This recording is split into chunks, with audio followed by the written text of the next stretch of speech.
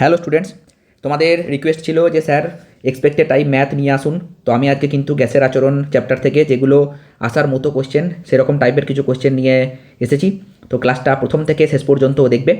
I think তোমরা অনেক help পাবে। চলো শুরু করা যাক। প্রথম কোশ্চেন, স্থির তাপমাত্রায় কোনো নির্দিষ্ট ভরের গ্যাসের আয়তন ও চাপ যথাক্রমে 750 ml এবং 80 সেন্টিমিটার এইচজি।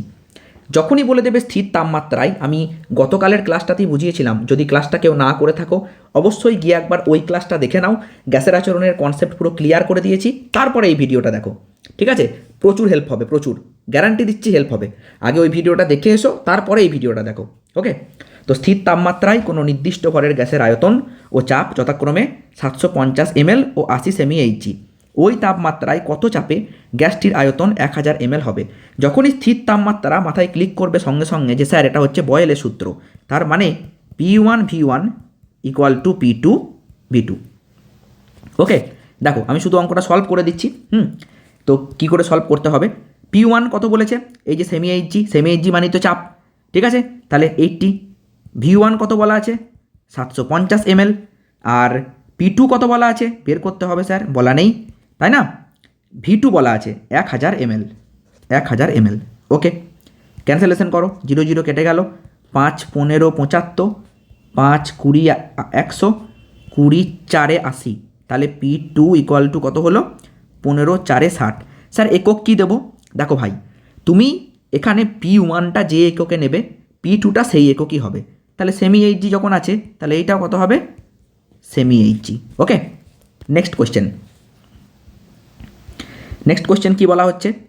এই দেখো, ঘরের তাপমাত্রায় 76 সেমি এইচজি চাপে কোনো নির্দিষ্ট ভরের গ্যাসের আয়তন 1 লিটার।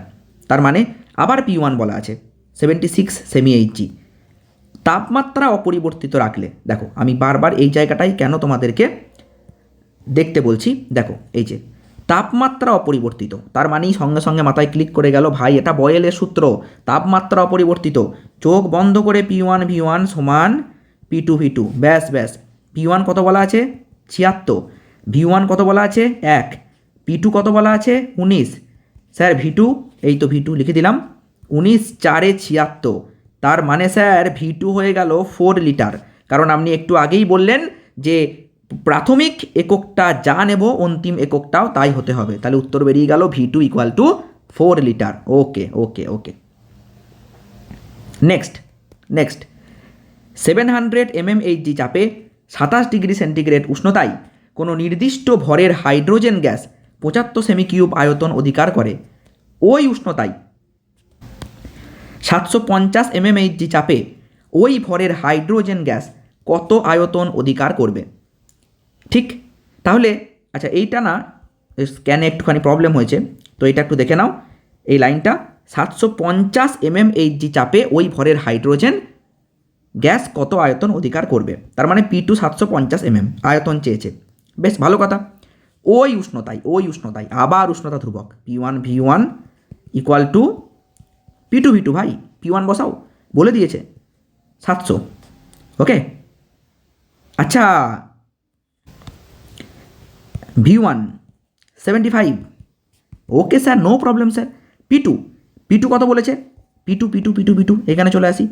P2 750 mmHg, V2 বের করতে বলেছে। বেশ, তাহলে P2 লিখে দিই 750 mmHg। তাহলে V2 কত হবে? 75 10 750। তাহলে স্যার V2 আমরা পেয়ে গিয়েছি। V2 হচ্ছে sir 700 semi cube. Sir semi cube কেন নিলেন? এই যে বাবা সেমি কিউব দিয়ে দিয়েছে, তাহলে আমাকে সেমি কিউবই নিতে হবে। Okay, no problem sir. Next question. যারা এই কোশ্চেনগুলো সলভ করছো, আমি বলে দিই তোমরা কীভাবে সলভ করবে। খাতা পেনটা নিয়ে বসো, আমার সাথে সাথে সলভ করো। কোশ্চেন লেখার দরকার নেই, ঠিক আছে? জাস্ট তোমরা আমি যেমন সলভ করছি তোমরা সলভ করে যাও। ওকে, শুধু কোশ্চেন অ্যান্সারটা সলভ করো, তাহলেই প্র্যাকটিস হয়ে যাবে। এসটিপিতে নির্দিষ্ট ভরের কোনো গ্যাসের আয়তন 52 মিটার কিউব হলে অপরিবর্তিত উষ্ণতায়, স্যার অপরিবর্তিত উষ্ণতায় আবার মানে উষ্ণতা ধ্রুবক 104 সেমি এইচজি চাপে গ্যাসটির আয়তন কত হবে? তাহলে আবার কোন ফর্মুলা? P1V1 সমান P2V2 স্যার। তাহলে P1 কত? P1 হচ্ছে 104, V1 কত? 52, P2 কত? P2 স্যার, আচ্ছা এখানে কি ভুল লিখলাম একটু? হ্যাঁ এখানে একটু ভুল লিখেছি বাবা, একটু ভুল লিখেছি। এসটিপি বলে দিয়েছে, এসটিপি যদি বলে দেয় তাহলে মনে রাখবে P1 কিন্তু হয়ে যাবে 76 সেমি এইচজি। ঠিক আছে, কারণ এসটিপিতে চাপ হচ্ছে 76 সেমি এইচজি। ঠিক আছে, তাহলে তুমি এখানে কি বসাবে? 76। V1 বলে দিয়েছে 52, P2 বলে দিয়েছে 104, বের করতে হবে স্যার V2। ব্যাস, ক্যান্সেলেশন করে দাও। 52 2 104 আর 2 3 6 1 7 2 8 16, 38 2 76। তাহলে V2 equal to sir 38 metre cube. অঙ্ক হয়ে গেল। দেখতেই পাচ্ছ মাধ্যমিক 2017-তে এসেছিল, কতটা সহজ দেখতে পাচ্ছ তো? একদম ইজি ভাই, একদম ইজি। ঠিক আছে, নেক্সট কোশ্চেন, নেক্সট। এরপরে কিন্তু এই চ্যাপ্টার থেকে আর অঙ্ক ভুল করলে হবে না, সব ঠিক করে চলে আসতে হবে। ওকে, দেখো 80 সেমি ভারতস্তম্ভের চাপে নির্দিষ্ট ভরের কোনো গ্যাসের আয়তন 4 লিটার। আবার একই উষ্ণতায় স্যার 128 সেমি ভারতস্তম্ভের চাপে আয়তন 2.5 লিটার। দেখাও যে গ্যাসটি বয়েলের সূত্র মেনে চলে। এই কোশ্চেনটা একটু টুইস্ট আছে। দেখো এখানে সব কিছু বলে দিয়েছে, দিয়ে বলছে দেখাও বয়েলের সূত্র মেনে চলে। তাহলে তুমি কি বলবে? যে স্যার দেখুন P1 V1 যা হয় স্যার P2 V2 তাই হতে হবে। তাহলে তুমি এক কাজ করো, তুমি P1 V1টা আগে বের করো। কত হবে? 80 ইন্টু V1 কত? 4। কত হচ্ছে দেখে নাও বাবা, 80 ইন্টু 4 করে 4 8 32, 320। আবার এই P2 V2টা যদি তুমি বের করো তাহলেও সেম বেরোবে। আচ্ছা, তার মানে দেখো এটা এরকমও করা যেতে পারে, বলো P1 V1 by P2 V2 equal two 1, কারণ দুজনাই তো একই। আরে ছি, এক মিনিট, এই যে, তাহলে এইটা আমাকে প্রুফ করতে হবে। তাহলে সেটাও তো করা যেতে পারে, বলো, তাই না? সেটাও তো করা যেতে পারে। তাহলে সেটা করে দেখি হয় কি না। দেখো তাহলে P1 V1 by P2 V2, P1 কত? 80 ইন্টু 4, P2 কত? 128 ইন্টু 2.5। ব্যাস, কাটাকাটি করে দাও। 4 3 12, 4 2 8, আর কি কাটবে স্যার? দেখা যাক কাটবে কি না। 4 8 32, 4 20 80, আবার কাটবে 4 2 8, 4 5 20, ঠিক। 2.5 2 5 আর 2 2 কেটে গেল, তাহলে কত হবে? 1। তাহলে ব্যাস, অর্থাৎ বয়েলের সূত্র মেনে চলে। এখানে লিখে দাও, অর্থাৎ বয়েলের সূত্র মেনে চলে। হয়ে গেল। নেক্সট এই দেখো 17 ডিগ্রি সেন্টিগ্রেড উষ্ণতায় ও 750 mmHg চাপে নির্দিষ্ট ভরের একটি গ্যাস 580 সেমি কিউব আয়তন অধিকার করে। ওই চাপে স্যার, এইবার চেঞ্জ হয়ে গেল। ওই চাপে মানে কি বলো তো? ওই চাপ যখনই বলবে, চাপ যখন ধ্রুবক হবে তখনই হয়ে যাবে কিন্তু চার্লসের সূত্র। চোখ বন্ধ করে V1 by T1 equal to V2 by T2। Sir চোখ বন্ধ করলে দেখতে পাবো না। আরে ওই চোখ বন্ধ করার কথা বলিনি ভাই, মানে কনফিডেন্সিয়ালি, একদম কোনো কিছু না ভেবে, ঠিক আছে, কনফিডেন্ট নিয়ে লিখে দাও। তাহলে কত হবে? V1 বলো, V1 by T1 equal to V2 by T2। আচ্ছা, প্রথমে V1 কত বলেছে ভাই? 580। ঠিক আছে, T1 কত বলেছে? 17। না স্যার, 17 তো হবে না, আমরা শিখেছি ডিগ্রি সেন্টিগ্রেডে কিছু নেওয়া যায় না, কেলভিনে কনভার্ট করতে হবে। তাহলে এটা কত হবে? 73 80 আর 90, তাহলে হবে 290 কেলভিন স্যার। তাহলে 580 বাই 290 ইকুয়াল টু 47 ডিগ্রি। তার মানে বের করতে হবে V2। T2 বলে দিয়েছে, তাহলে T2টাকে আবার কেলভিনে কনভার্ট করো। 7 আর 3 কত? 10, 1-এর সঙ্গে 7 8, 8 আর 4 12, 1 আর 2 3, 320 স্যার, 320, একদম 320। ঠিক আছে, তাহলে দেখে নাও এবার কত হচ্ছে। আচ্ছা, এটা কি কাটবে? কাটতেও পারে, বুঝলে। 29 2 58, তাহলে 2 দিয়ে কাটবে, ঠিক। তাহলে V2 ইকুয়াল টু আমি পেয়ে গেলাম 640। একক কী দেবো? এই এককটা যা আছে তাই দেবো, সেমি কিউব। তাহলে 640 সেমি কিউব। ব্যাস, উত্তর হয়ে গেল। বলো, অঙ্ক কঠিন লাগছে? একদম কঠিন নয় ভাই, একদম না। ওকে, তো নেক্সট কোশ্চেন চলো। 27 ডিগ্রি সেন্টিগ্রেড উষ্ণতা, 75 সেমি পারস্তম্ভের চাপে কোনো গ্যাসের আয়তন V1, বেশ, এবং 17 ডিগ্রি সেন্টিগ্রেড উষ্ণতা ও 70 সেমি পারস্তম্ভের চাপে ওই গ্যাসের আয়তন V2 হলে V1 ও V2 এর অনুপাত নির্ণয় করো। দেখো এখানে কেউ স্থির নেই, সবাই পরিবর্তন হচ্ছে। তুমি যদি দেখো যে P V T 3 জনাই পরিবর্তন হচ্ছে, সঙ্গে সঙ্গে এই formula P1 V1 by T1 সমান P2 V2 বাই T2। ব্যাস, এই ফর্মুলা, এটা চার্লস ও বয়েলের সমন্বয় সূত্র, বসিয়ে দাও। তুমি দেখো সব কিছু পেয়ে গিয়েছো, সব কিছু তোমাকে বলে দেওয়া হয়েছে। একটু লাল করে নিই, এই তো এই দেখো। তাহলে P1 কত? 75 স্যার। V1 কত বলেনি। T1 কত? 27, 27 প্লাস 273 মানে 300 কেলভিন। P2 কত? P2 স্যার এই দেখুন 75 সেমি Hg, 70, 70 ওকে। V2 কত? স্যার V2ও বলেনি। T2 কত? স্যার বলে দিয়েছে 17, তার মানে 290। দেখো হবে কি না? হ্যাঁ স্যার হয়ে যাবে মনে হচ্ছে। 75 4 300 নাকি গো? হ্যাঁ কেটে গেছে। আর এটাই কাটবে, 4 7 28 একে 29, কাটছে না।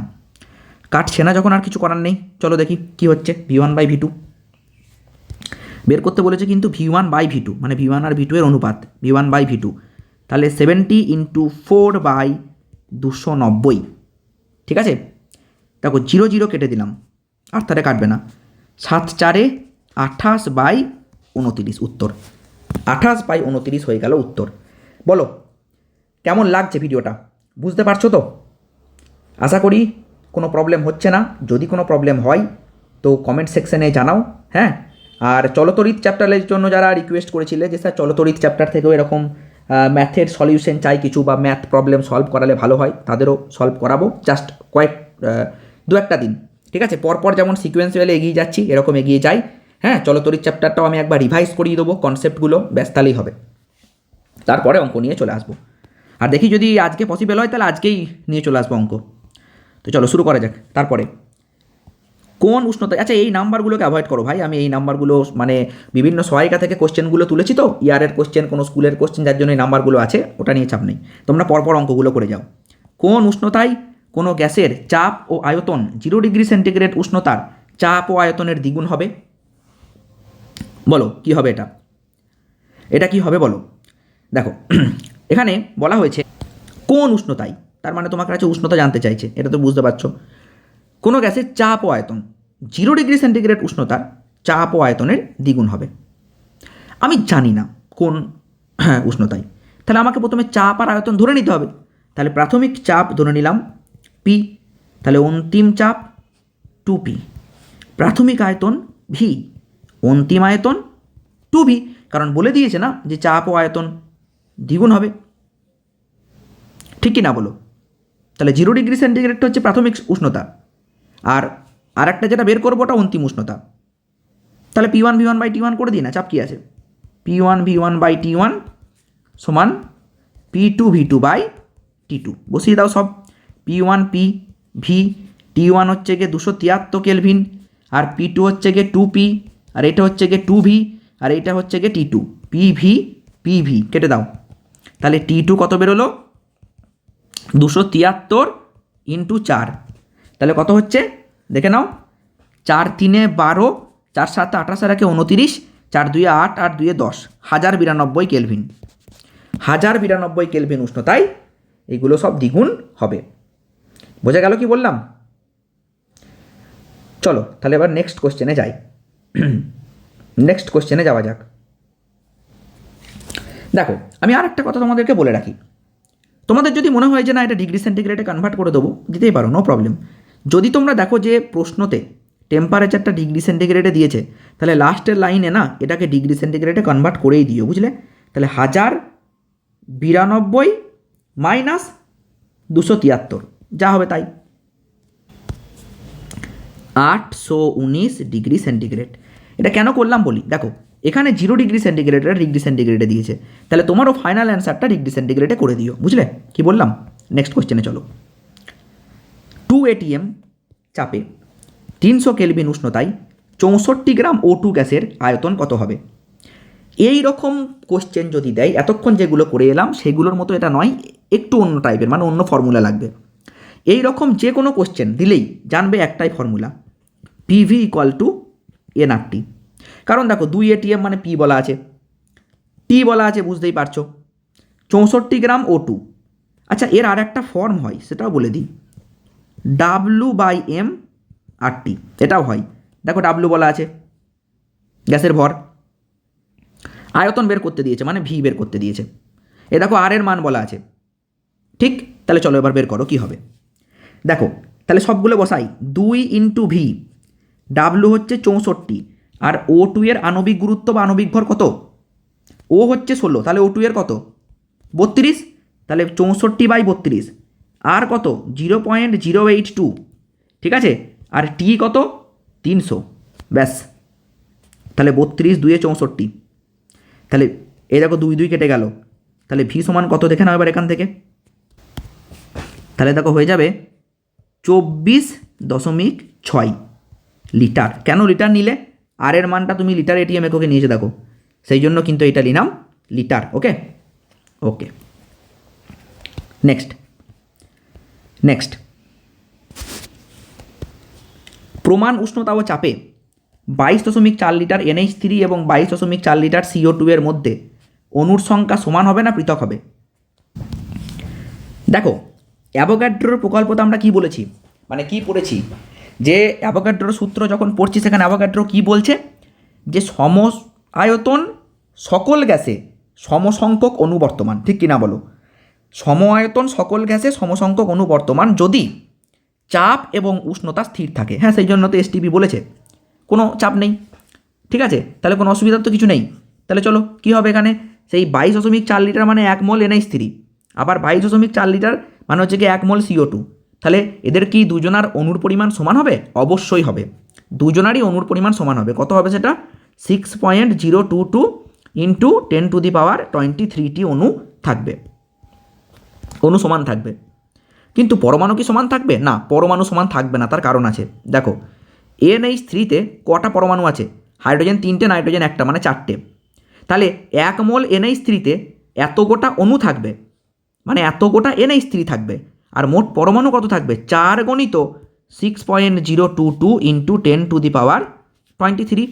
তাহলে 4 2 8, 4 2 8, 4 0 0, 4 6 24, তাহলে 24.088 ইন্টু 10⁻23টি পরমাণু থাকবে, ঠিক আছে, পরমাণু থাকবে। আর CO2-তে কটা পরমাণু থাকবে দেখো, CO2-তে এটা তো 3টে, অক্সিজেন 2টো, কার্বন 1টা, তাহলে 3 গণিত 6.022 ইন্টু 10⁻23, ঠিক আছে। তাহলে কত হবে? 3 2 6, 3 2 6, 3 0 0, 3 6 18, 18.066 ইন্টু 10⁻23টি পরমাণু। তাহলে পরমাণুর সংখ্যা কিন্তু একই নয়, অণুর সংখ্যা একই, কিন্তু পরমাণুর সংখ্যা হবে পৃথক। আর এই ক্যালকুলেশনটা করে কিন্তু অবশ্যই দেখাতে হবে। ওকে, নেক্সট কোয়েশ্চেন। কোনো নির্দিষ্ট ভরের গ্যাসের তাপমাত্রা 27 ডিগ্রি সেন্টিগ্রেড। গ্যাসটিকে এমনভাবে উত্তপ্ত করা হলো যাতে গ্যাসের চাপ ও আয়তন দ্বিগুণ হয়। গ্যাসের অন্তিম উষ্ণতা নির্ণয় করো। দেখো নির্দিষ্ট ভরের গ্যাসের তাপমাত্রা 27 ডিগ্রি, ভালো কথা। এমনভাবে উত্তপ্ত করা হলো চাপও দ্বিগুণ, আয়তনও দ্বিগুণ, বেশ। অন্তিম উষ্ণতা মানে T2 বের করতে বলেছে। ভাই সবাই পরিবর্তন হয়েছে, তার মানে তুমি কোন ফর্মুলা ইউজ করবে? P1V1/T1 = P2V2/T2। চলো বসিয়ে দাও। তাহলে P1 কত? P1 হচ্ছে P, V1 কত? V1 হচ্ছে V, T1 কত? T1 তো এখানে বলে দিয়েছে আশা করি 27 ডিগ্রি, তার মানে 300 কেলভিন। আর P2 কত? 2P, V2 কত? 2V, আর T2 কত? T2 হচ্ছে শুধু T2, ব্যাস। P কাটো, V কাটো, P কাটো, V কাটো, ঠিক। তাহলে T2 হচ্ছে গিয়ে 4 3 1200 কেলভিন। ওকে, এবার তুমি এটাকে ডিগ্রি সেন্টিগ্রেডে বের করে দেবে। তাহলে কত হবে? 1200 মাইনাস 273, যত হচ্ছে তত লিখবে, দিয়ে ডিগ্রি সেন্টিগ্রেড দিয়ে দেবে, ব্যাস হয়ে গেল। ক্লিয়ার? তাহলে যখনই বলবে যে অন্তিম চাপ ও আয়তন দ্বিগুণ, তিনগুণ এরকম হয়েছে, তখন P1-কে ধরে নেবে P, আর V1-কে ধরে নেবে V, আর P2 তো যদি দ্বিগুণ বলে তাহলে P2 হয়ে যাবে 2P, আর V2 হয়ে যাবে 2V, তাই না? এইটা ব্যাস হয়ে গেল। ওকে, নেক্সট চাই, চলো নেক্সট। দেখো কি বলছে, 27 ডিগ্রি সেন্টিগ্রেড উষ্ণতায় 700 mmHg চাপে 32 গ্রাম O2 ও 44 গ্রাম CO2 গ্যাস দ্বারা অধিকৃত আয়তনের অনুপাত নির্ণয় করো। দেখো উষ্ণতা স্থির, আবার চাপও স্থির, 32 গ্রাম O2। আচ্ছা একটা কথা বলো তো আমাকে, 32 গ্রাম O2 তার মানে কত মোল? 1 মোল, কারণ অক্সিজেন তো 16, তাহলে 16 গণিত 2 মানে 32, ভালো কথা। আর 44 গ্রাম CO2 তার মানে এটাও তো 1 মোল, ঠিক আছে। যারা জানো না তাদেরকে বলে দিই একবার, কার্বন কত? 12, আর অক্সিজেন কত? 16, তাহলে 16 গণিত 2, তার মানেই তো 44 গ্রাম। তাহলে 44 গ্রাম মানে কত? 1 মোল। তাহলে দুটোই তো ভাই 1 মোল। আবার চাপ আর উষ্ণতাও স্থির। তাহলে এরা কত আয়তন অধিকার করবে? 1 মোল যে কোনো গ্যাসের আয়তন কত হয়? এরও হবে 22.4 লিটার, আর এরও কত হবে? 22.4 লিটার। তাহলে আয়তনের অনুপাত V1/V2 equal to 1/1 equal to কিন্তু 1। তাহলে 1:1 হবে, ঠিক আছে? 1:1, 1:1 হবে উত্তর। ওকে, নেক্সট দেখো, কোনো গ্যাসের 1 গ্রাম 7 ডিগ্রি সেন্টিগ্রেড উষ্ণতায় 2 atm চাপে 410 ml আয়তন অধিকার করে। গ্যাসটির মোলার ভর নির্ণয় করো। মোলার ভর তার মানে এম বের করতে হবে। আমি তোমাকে বলেছি না, এই ধরনের প্রশ্ন থাকলেই পিভি সমান W/m/RT। ব্যাস বসিয়ে দাও। পি কত? পি হচ্ছে স্যার 2। ভি কত স্যার? ভি হচ্ছে স্যার 410। ডাব্লু কত? ডাব্লু হচ্ছে 1। আর এম কত জানি না স্যার, বের করতে হবে। আর হচ্ছে 0.082, তাই না? একদম। আর টি কত? টি হচ্ছে স্যার 7 ডিগ্রি সেন্টিগ্রেড, মানে 280 কেলভিন। ব্যাস, দেখো এবার কি হয়, কি হবে এবার কাটাকাটি করতে হবে, তাই না? কাটাকাটি করতে হবে। আচ্ছা, আমি একবারে ডাইরেক্ট এম সমান লিখে দিচ্ছি এখানে, ঠিক আছে? এম সমান আমি ডাইরেক্ট লিখে দিচ্ছি। এম সমান 0.082 ইন্টু 280/2 ইন্টু 410। তাহলে এটা 2 কত হবে বাবা? এটা 2 1 2, 2 4 8, 0 1 তো 40, 0 0 কেটে দাও। আচ্ছা, 41 2 82 কাটবে, তাই না? বলো, 41 2 82। হ্যাঁ, দশমিক তুলে দিয়ে তোমরা এখানে 1000 দিতেই পারো, নো প্রবলেম। তাহলে কত হচ্ছে বলো? 14 2 হচ্ছে 28, কিন্তু দশমিকটা বসবে 3 ঘর বাঁ দিকে। তাহলে 0.028, 0.028 এত গ্রাম, তাই না? ওকে, আচ্ছা তারপর, আচ্ছা এখানে একটা ভুল আমি করেছি। সরি, এখানে এমএল ছিল, এই জায়গাটা ভুল করেছি। এমএল নিয়ে তো ক্যালকুলেশন করা যাবে না, কারণ আমি 8টা নিয়েছি লিটারে। তাহলে এমএলটাকে লিটারে কনভার্ট করতে হবে, তাই না? তাহলে এমএলকে যদি আমরা লিটারে কনভার্ট করি, তাহলে কি করতে হবে বলো তো? 410 মানে 1000 দিয়ে ডিভাইড করতে হবে। 1000 দিয়ে এটাকে ডিভাইড করতে হবে। তাহলে নিচে যখন 410 লিখলাম, ওপরে কিন্তু একটা 1000 হতো, ওপরে একটা 1000 হতো। তাহলে এই 1000 আর এই 1000 কেটে যেত। তাহলে এটা হবে 28 গ্রাম পার মোল। এবার ঠিক আছে, 28 গ্রাম পার মোল। ওকে, ঠিক আছে। দেখা হচ্ছে পরের ভিডিওতে। এই অঙ্কগুলো অবশ্যই প্র্যাকটিস করে রাখবে। ততক্ষণ বাই।